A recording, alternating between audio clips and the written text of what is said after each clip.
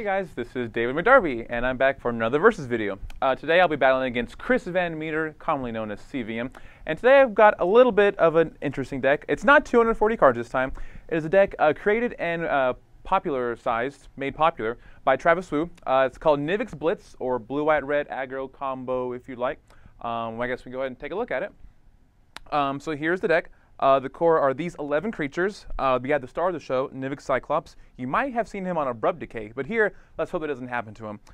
So the goal of this deck is to kill them with our hard-hitting creatures, or like Gutter Snipe doesn't even have to hit; he just magics them to death, or otherwise use some Boros Charms to burn them out, or just kind of have a consistent low land count deck and have these powerful, very powerful creatures and deal the full 20. The main combo of the deck is Nivix Cyclops, Artful Dodge, and Boros Charm. If you cast Cyclops on 3 and then cast an Artful Dodge and flash it back and Boros Charm giving him double strike, he then deals 20 points of damage to your opponent. And that's all you need, right? So we've got the 4 Nivix Cyclops, and here we have 4 Geist Saint Trapped.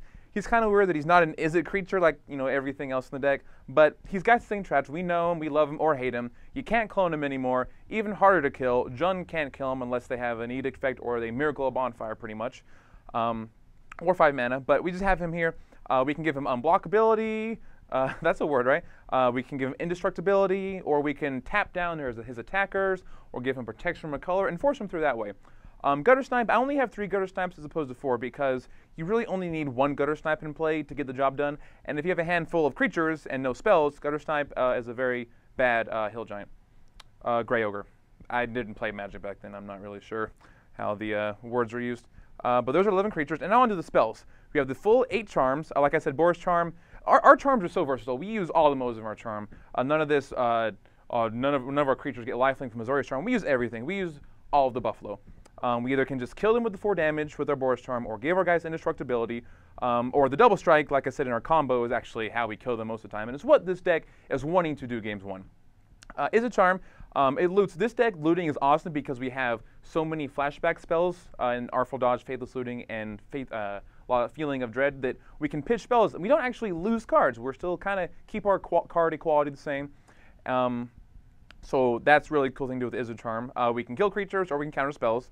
I mean, it's what Is a Charm is amazing. It's the best charm in my opinion, but my opinion is usually not right. We have 4 Thought Scour, the blue Viridescent Wisp, some may call it.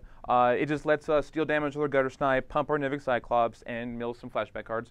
We have 4 Faithless Looting. This is like the red Mental Note, or no wait, the red Careful Study. This lets us just go through our deck, find our Geist or Cyclops, Psy, or our Snipes on turn 3, and let us pitch these flashback cards and keep our deck running and consistent. Like, we don't get flooded out as much in this deck because if we have extra lands, we can just pitch them to our loot spells. Then we have 4 Pillar of Flame. Apparently, there's lots of creatures in Standard nowadays, and a lot of creatures that are hard to kill, like Voice of Resurgence, Doomed Traveler, anything from Aristocrats, else like that. And we just want to kill them dead.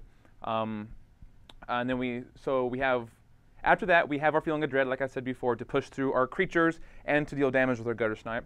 And then we have 1 Face Shield. Face Shield can push through our guys, like I said. Does all these things that all these other spells do. We have 28 spells in our deck, so we have enough food for the Cyclops and the Snipe. But Face Shield has the super secret ultra combo mode of giving a fog for us and our permanents from 1 specific color. If need be, maybe you're at 8, you're at 9, and you Boros Charm yourself to Face Shield with Fateful Hour to not die and swing back for the kill in the next turn with your guys.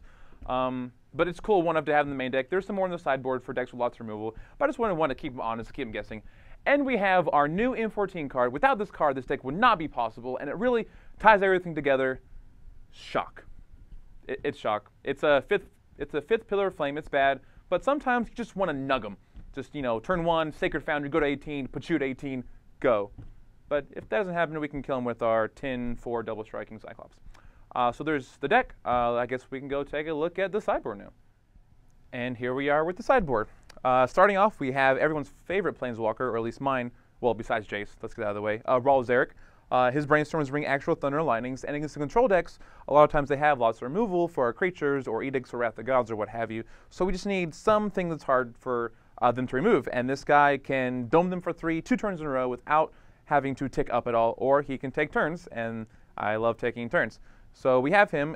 Here we have 1 World Leader's Helix. We bring this in versus any deck that wants to kill us quickly, just a fog for a turn kind of and kill a guy, or we can just dome them with it. I love the card. It's like a bad Lightning Helix, right? And then we have one more Land Haunt. This is for when we board up to our 4-drops. We only have 21 lands in the main deck, so we kind of need one more when we want to cast 4 mana spells on time. And Moorland Haunt is just, I thought, was the best. It also has the dual role of creating value when they do clear creatures in the form of the spirit token, so we can still attack the non-existent control decks that are probably going to show up somewhere at some point. But let's just have some guys to fight them on different axes, kind of. Here we have 4 Boros Reckoners. We bring these in as well to the aggro against the aggro matchups. We turn from so a lot of these decks, a lot of these cards will bring in the same matchups. But why don't we have them in the main deck? You might say.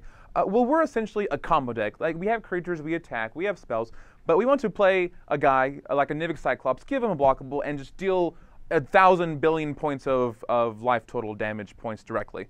So our main deck, we want to execute our plan as well as possible and not try to catch the frisbees that our opponents are throwing at us. We just want to kill them. But after the sideboard, they're more prepared and they actually know what we're trying to do in theory. So we need to bring in, to make the game more fair, and we pretty much play a bad control deck post-board against the aggro decks, in that we like take out our gutter snipes and a couple spells and bring in things that are just hard for them to deal with, and we can kill them with our looting so we don't get flooded out and just have spells all the time.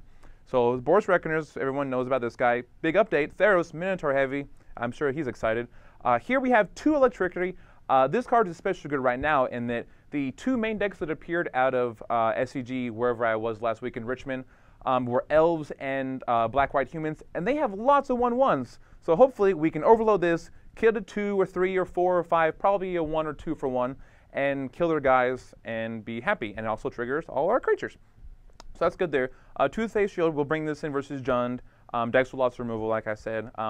Against the other aggro decks, we either can choose to race them with our combo or be the control deck. And I found that killing their guys and then just attacking with our creatures works out a lot better than hopefully we can go to 5 in Fateful Hour and not die and then kill them on the backswing. So I prefer just to be a control deck, kill all their guys with our spells and then play our creatures and kill them. And then we have 2 Wear and Tear. Tear is for banned hexproof, of course. It's a pretty good deck. Don't die to it. It's kind of boring to play with. Like, I tried it. It wasn't fun. I did okay, but it's not very fun. And Wear is for the Tezzeret Agent of Bolus deck that isn't in standard anymore, but if it was, I'd be ready for them. And here we have one more shock, because who doesn't love a good shock? It's the 6 Pillar Flame, and it's the 3rd Electricity for 1 creature without overload, and sometimes you just need to nug them to 16 on turn 2. So there's the deck. It's fun. I've played it a little bit. It's fun, and you can kill your opponents out of nowhere, and it has a lot of decisions to make, which I love in Magic decks. I like making decisions. I don't like just playing creatures and attacking and then they're dead. So we're playing against CVM, who's trying to play creatures and attack me to kill me. So we'll see how that goes.